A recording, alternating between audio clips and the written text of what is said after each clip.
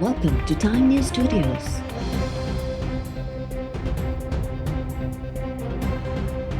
You are watching 12 p.m. Bulletin.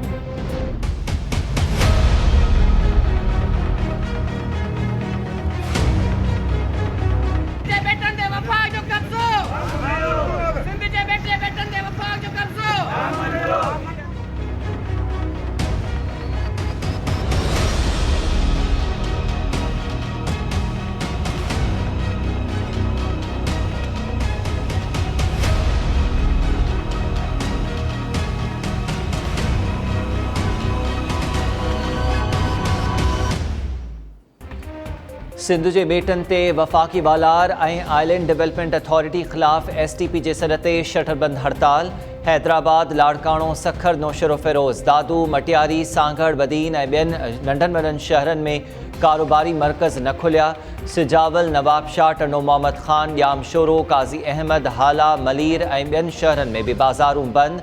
Kotri Nawabshah में हड़ताल दौरान दुकान बंदि कराइण तां 7 कारकुन गिरफ़्तार। मुख़्तलिफ़ शहरनि में मुज़ाहिरनि दौरान आइलैंड डेवलपमेंट ऑर्डिनेंस वापसि वठण जो मुतालबो। अॻुवाणनि जो चवणु आहे त सिंध जे वसीलनि जो मालिक सूबे जो अवाम आहे। ॿेटनि ते कब्ज़ो कंहिं बि सूरत में बर्दाश्त न कयो वेंदो। सियासी, समाजी ऐं क़ौम परस्त तंज़ीमुनि तरफ़ां अथॉरिटी ऑर्डिनेंस रद्द थियण ताईं जिदोजहद जारी रखण जो ऐलान।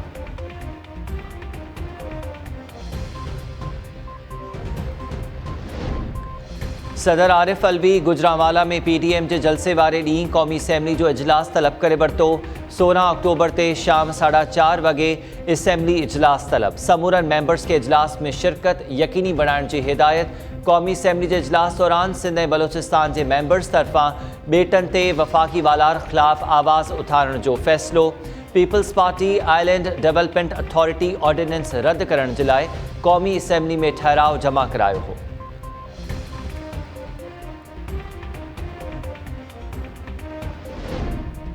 हुकूमत जी वठ पकड़ बावजूदि न जलसो मुलतवी थींदो ऐं न ई काफ़िलनि खे रोके सघिजे थो।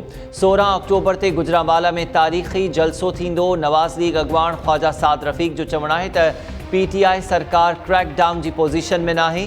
क्रैकडाउन थियो त उन जो रद्द अमल बि वॾो ईंदो। मार्शल लॉ दौर में गद्दारी जा केस दाख़िल थींदा आहिनि। अफ़सोस आहे जो मौजूदा हुकूमत में गद्दारी जे केसिस सां पाकिस्तान मथां दुनिया खिली आहे। इमरान ख़ान इंतकाम बदिरां अवाम जी बहितरी लाइ कमु करे हा त किसो हली वञे हा। हुकूमत लाइ ईंदड़ ॾींहं तमामु ॻरा हूंदा।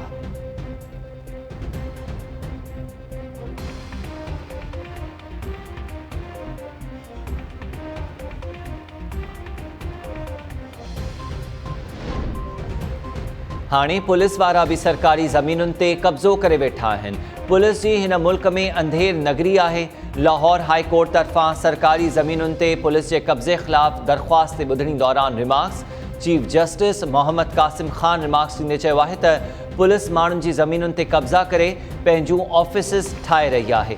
छा पुलिस जो इहो कमु आहे त मुल्क में अंधेर नगरी शुरू करे जवाबदार गिरफ़्तार नथा थियनि ऐं इश्तिहारी ॾोहारी पकड़ में नथा अचनि? पुलिस ऑफिसर रुगो प्लॉटनि ते कब्ज़े जे कम में रुधल आहिनि।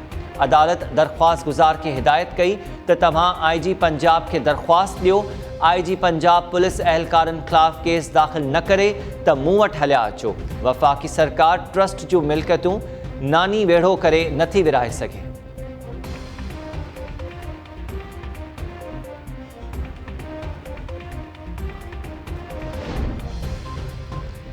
ग्रैंड हेल्थ अलायंस जे सॾ ते सिंध जी समूरनि अस्पतालुनि में ॿिए ॾींहुं बि OPDs जो बाइकॉट।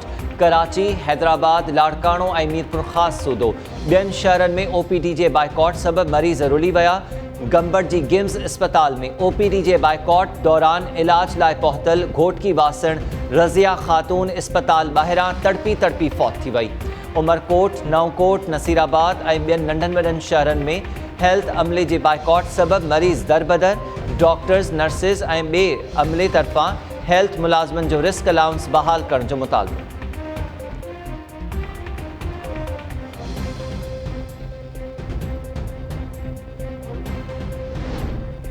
इस्लामाबाद में सरकारी मुलाजिम पघारुनि में वाद न थियण ख़िलाफ़ सरापा एहतजाज बणियल। डी चौक ते एपका, लेडी हेल्थ वर्कर्स, उस्तादनि, यंग डॉक्टर्स एसोसिएशन ऐं ॿियनि इदारनि जे मुलाज़िम तंज़ीमुनि तरफ़ां धरणो। सरकारी इदारनि जे मुलाज़िम तंज़ीमुनि जो चवणु आहे त हिकु पासे लगातार महांगाई में इज़ाफ़ो थी रहियो आहे, ॿिए पासे वफ़ाक़ी सरकार पघारूं न वधाए मुलाज़िम दुश्मनी जो सबूत पई ॾे। सरकारी मुलाज़िमनि तरफ़ां पघारुनि में वाद थियण ताईं एहतजाज जारी रखण जो चिताब।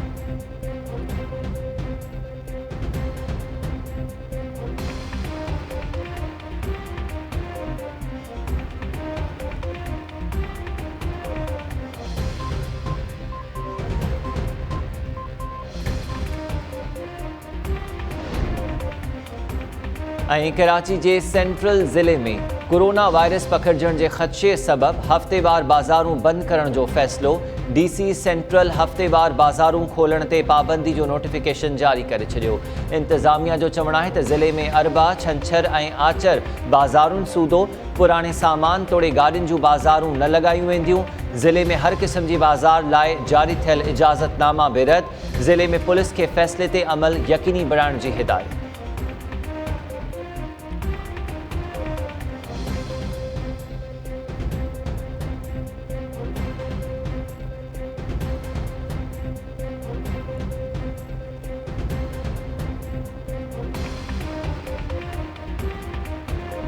अस्सलाम वालेकुम। टाइम न्यूज़ स्वागत। मां हमीर शेख। हेडलाइंस हवाले थियूं, तफ़सीली ख़बरूं हिन ब्रेक खां।